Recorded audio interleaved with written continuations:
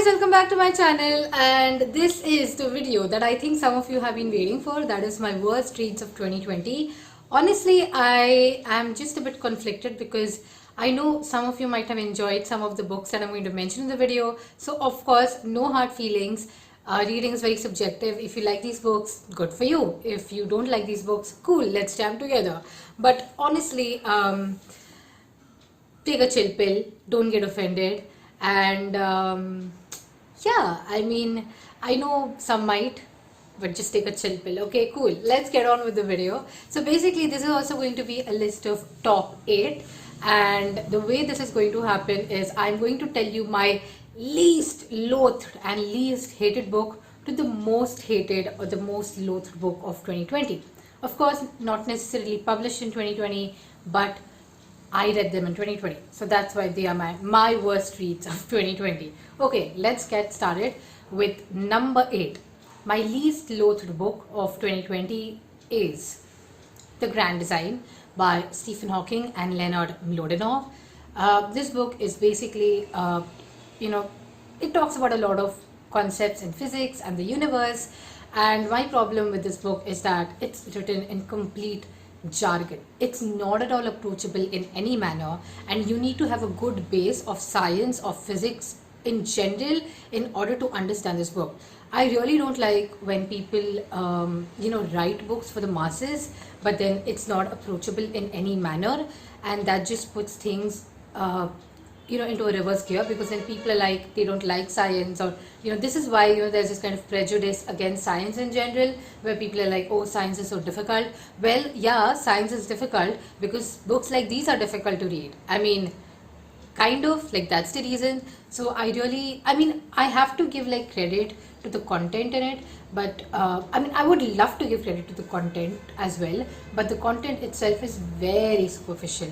So first thing, it's a book only for the scientific community, and second thing, it's just I don't know, it's very superficial, right? Because they just like take one point and describe it in 2 lines, and then they get to the next concept. There is no in-depth explanation about it, or there is nothing that's like, the book lacks a lot of continuity in terms of concepts as well. So that's why I hated this book, and I think this is my only like hated non-fiction of the year. I think, I'm not sure, the others I'm okay with. So basically, when I read books, like I have like good books, I have like meh books, and then I have like bad books. So all of these are like bad books because I do have a lot of mehs, and I just ignore them, and I don't even like kind of make videos on them, but I make videos on the good and the ugly ones, like the real ugly ones as well. So that's the thing going on here. Let's get to the 7th book here, and now we start with fiction. Yes, okay. So my 7th hated book this year. Okay, again, this is not like that much hated. I like this book up to some level, but then I did not like the other half of it. That is The Overstory by Richard Powers. I am so sorry. I know a lot of people love this book, and I also know that this won the Pulitzer Prize in 2019. I am very sorry, okay? I apologize in advance, but I have to diss this book in some way, because in my opinion, Richard Powers is a pantser. Okay, so you ask, what's a pantser? Pantser is basically someone who starts writing a book, and then later on they decide what the plot of the book should be. And I hate pantsers in general. Okay, now there are a few good pantsers that I avoid reading, like George R.R. Martin is one of those examples. I've never read a George R.R. Martin book because he's a pantser, and pantsers irritate me a lot. Like, I am a very organized person in general, and I don't like people who just like rush things at the end and just like kind of get a try to get a closure to that particular aspect of things, and that's why I hate this book. Let me just be honest that the first 2 parts of the book were nice. I loved it, but then in the 3rd part, everything crumbled down. It was very irritating, and honestly, I did not like it at all. The thing is, I loved the first part. Like, the thing just like kind of decreases. Like, it's like a reverse linear graph, right? So like first part's like awesome, second part's like okay cool, let me see what will happen in the future, and the third part's just like okay fine, bye bye, I don't want to read you anymore, cool, okay. So yeah, that's why I don't like this book. And honestly, if there are more pantsers, I mean, I would be surprised if I actually even read pantsers, like, because generally I don't like pantsers in general, okay. I like plotters and not pantsers. So that being said, the sixth most hated book of this year is The Association of Small Bombs by Karan Mahajan. Now, I have to give Karan Mahajan some kind of slack or leeway because this is his debut novel, and it kind of talks about a bomb blast in Delhi and how the people involved in the bomb blast are affected by the same. The book kind of comes 360 degrees at the end, and it's that form of experimental writing that I always keep talking about and I like in general, like it's contemporary experimental writing. I appreciate books like these, but this one just failed to execute it very well. I do want to give the author some slack, but the fact is a fact that this is not a well written book. The execution is not good, and all the concept is admirable. The concept is admirable, and what the author wanted to do, he attempted to do it in a best way, in the most debut way possible, if I may. But yeah, the execution sucked, and that's why I did not like this book much. So that's that. Okay, so now let's get to the top 5. It's the top 5. Oh my god, I'm going to get so much hate for my fifth option. Okay, so my fifth most hated. So this is like a series of books because they are from the same series, and the 3 books on the 5th level, okay, were here. My 5th most hated book/books would be the Immortal Instruments series. I read City of Bones, City of Ashes, and City of Glass. These 3 books, yes, I read them, and I hated the last 2 of them. Like City of Bones was good. The world building was good. I appreciated it a lot, but I hated City of Ashes and hated City of Glass. I mean, both of these books are very bad sequels. Like, you start the book off on a very good note, and you also add a bit of incest to it. I'm like, okay, you can add a bit of incest to it, but then later on, like in the second and the third book, it just comes crashing down because things are happening in a very rushed manner, and you are just like rushing in order to meet the whole end goal over here. You know, are you getting the trend here? Like, I really hate pantsers, and I think Cassie Clare is a pantser as well, but not with respect to like, I think she's a pantser with respect to how much content should be put like in a book in order to like make it well paced. Because City of Bones was a very good book. Okay, I really like City of Bones, and I generally don't like fantasy much, or I generally don't read fantasy much. But City of Ashes just like, spoils the reputation of City of Bones for that matter. And honestly, it has incest, okay, and that's like the most uncomfortable part of it. But worse than incest is how she rushes through the plot in order to reach an end point. So I don't appreciate it, I don't like it, I do not like this at all. I know, Cassie Clare is a rage on BookTube, especially on the YA side of it. I am sorry, maybe I'm too old for Cassie Clare, and maybe I'm just like an agony aunt criticizing her maybe. So yeah, that's that. Okay, cool. Let's move on to my 4th worst book. So now we are the top 4. Interesting. Top 4. Okay. So, yeah, this was expected, by the way. My 4th worst book of 2020 is The New Wilderness by Diane Cook. This book needed an editor, okay? If this book would have got an editor, I would have loved it. Basically, a lot of stuff happens at the start of it, and a lot of stuff happens at the end of the book, but whatever happens in the middle of the book is simple academic writing describing how people live in the wilderness, and it should have been just like omitted, like literally omitted. What Diane Cook needs is an editor to write to edit fictional books. I mean, I'm not saying Diane Cook is a bad writer, it's just that she needs a good editor, and she also needs someone who can help her edit her academic stuff out of it. Now, Diane Cook is a very well learned lady. She is also, like, I think, she does have a lot of academic writings to her name, from what I know. It's just that when you're writing a book of fiction, you do not need to add those things in there. Okay, you can edit it out a bit, and you can also, like, make it less academic, because the people who are reading are from all walks of life, and not only from that from that particular field in general. So yeah, what this book needed was an editor, and honestly, this should not have even been shortlisted for the Booker Prize 2020. Totally disappointed. I hate this book. I loathe this book. I mean, this is my most loathed book of the of the shortlist. Okay, my most hated loathed book of the shortlist that should have never made the shortlist. Okay, fine. I told you this is going to be controversial, didn't I? Now, let's go to the top 3. Now, this is kind of like, I think anyone who's been following me for a long time will know what my top 2 would be. And I know people are already guessing, like, this one name, this one Irish author. I know people who are like there and like, oh, why hasn't she mentioned an Irish author yet? Don't worry, an Irish author's turn's coming up. So, the top 3.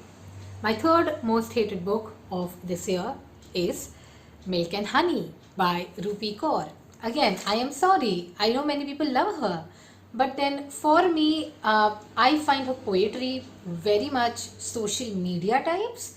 It's just good on Instagram, it's just good on Tumblr, but then as a book, I don't find that worthwhile in any manner. Now, I did listen to the audiobook, and I must say that Rupi Kaur's poetry, when she recites her poetry, it's beautiful. I'm not going to deny that, okay?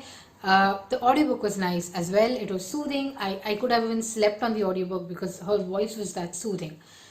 But then the content was shitty.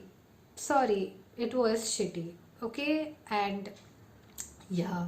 So, again, this is not me gatekeeping poetry in any way, because I have zero idea about poetry, man. But then at least I know this much, that whatever Rupi Kaur writes is not necessarily poetry, but it may be social media quotes in general. So that's why I'm sorry. I'm sorry if you like Rupi Kaur. I think this one book just, that being said, I have been following Rupi Kaur since some time, and this was my first book by her, okay? I have been following her. I've even watched her TED Talk. I think she had gone to TEDx or TED, I'm not sure. So I did appreciate her reciting her poems, but after reading this book, my mind's totally changed, because I just realized that it's a very superficial form of poetry, if that makes sense. I mean, to me, it sounds very superficial, as if she's trying to imbibe something, within that particular poetry realm of hers and just writing it, if that makes sense. Okay, cool, that's it. I'm sorry. I don't like Rupi Kaur. You can like Rupi Kaur. Thank you so much. Let's move on to my second worst book of this year. And that has to be Such a Fun Age by Kylie Reid. I have no words for this book. Again, this is a debut, and I'm imagining that Kylie Reid can do much better.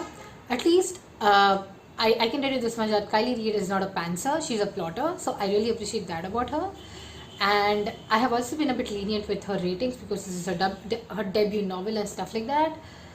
But this book was very superficial. Like, it talks about an issue in the US, but it's only relatable to people in the Western Hemisphere, especially in the Western Hemisphere in the US and Canada.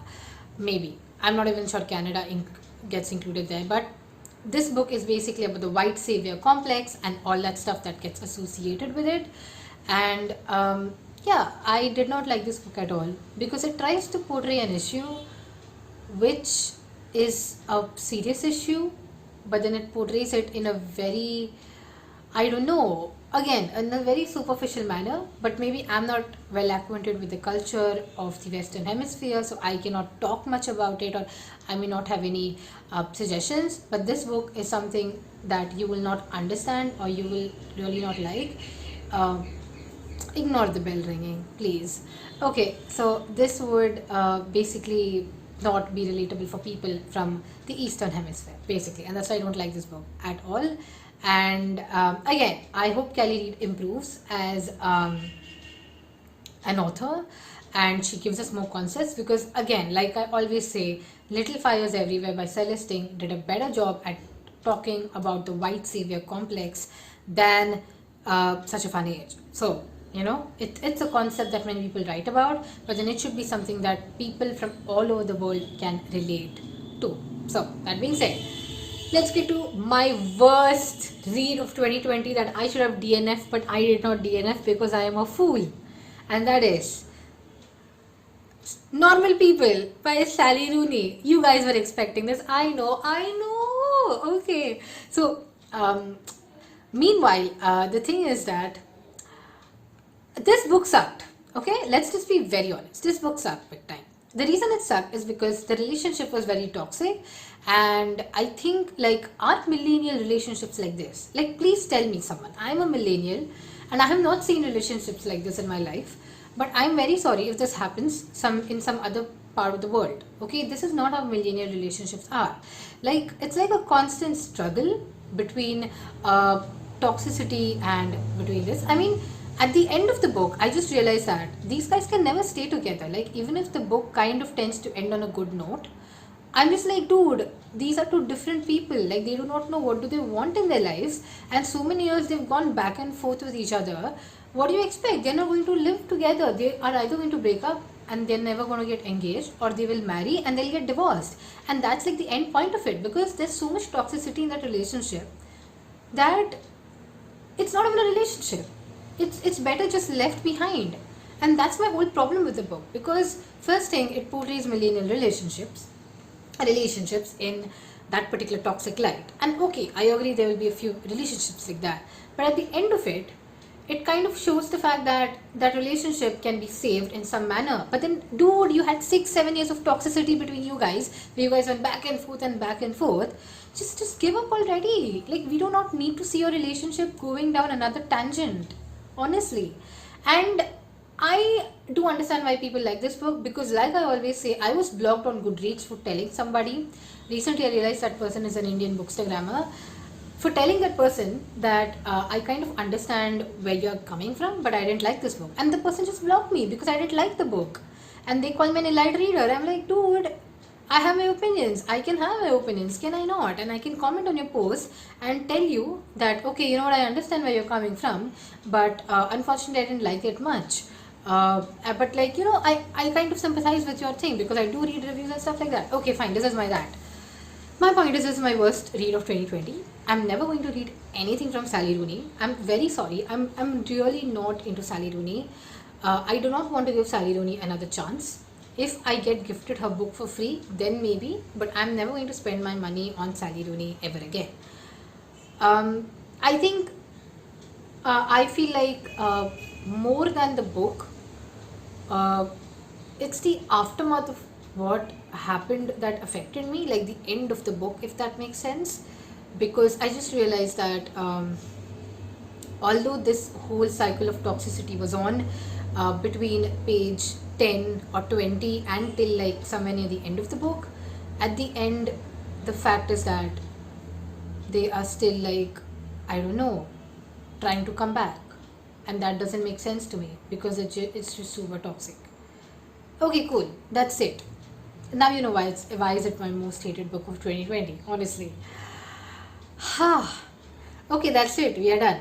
I'm sorry if I offended you, but then it's okay. You can offend me as well. So it would be like, like we can cancel each other out like that. But yes, that's it. Thank you so much for watching. I will see you in my video tomorrow. I'm excited for tomorrow's video. Okay, cool. Bye.